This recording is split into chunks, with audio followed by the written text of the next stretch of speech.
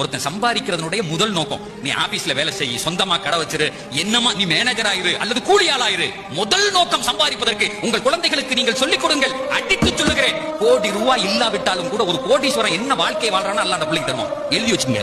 பெருமானார் சொல்லுகிறார்கள், இஸ்திஃபாஃபன் மஸ்அலா, நான் சம்பாதிக்கிறது கூலி வேலையாக இருந்தாலும் யா அல்லாஹ் யார்கிட்டையும் கையேந்த கூடாது, உன்கிட்ட மட்டும் தான். அதுக்கு தான் சம்பாதி அப்படி சொல்லணும். எப்படி சொல்லணும்? என் மரணம் வரை நான் பெற்ற பிள்ளையிடத்தில் கூட எனக்கு இது வேணும் கேட்க கூடாது. நீ என்ன போதும் சொல்லி பாருங்களேன். கடைசி நேர தண்ணி வரை உங்களுடைய வாயில் இறைவன் ஊட்டுவான். நல்லா ஒண்ணு புரிஞ்சுக்கங்க, நீங்க வச்சிருக்க காசுகளும் படிப்பையும் கொண்டு இந்த உலகத்துல வாழ முடியாது. அல்லாஹ் நாடணும். கோடி ரூபாய் இருக்கவன் கூட ஏதாவது ஒரு நோயில இழுத்து பட்டு செத்து போறான். அந்த பணம் பயன்படவே பயன்படாது, அந்த அறிவு பயன்படவே பயன்படாது.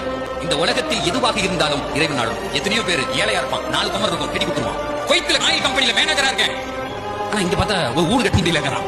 என் பிள்ளைய படிக்க வச்சு ஒழுங்கா கட்டி கொடுக்க முடியலங்கிறான். வித்தியாசம் இருக்கு சார். எவனிடத்திலும் வாழ்க்கையில் கையேந்தி விடக்கூடாது. இறைவனே என்னுடைய மனதை நிரப்ப வேண்டும்.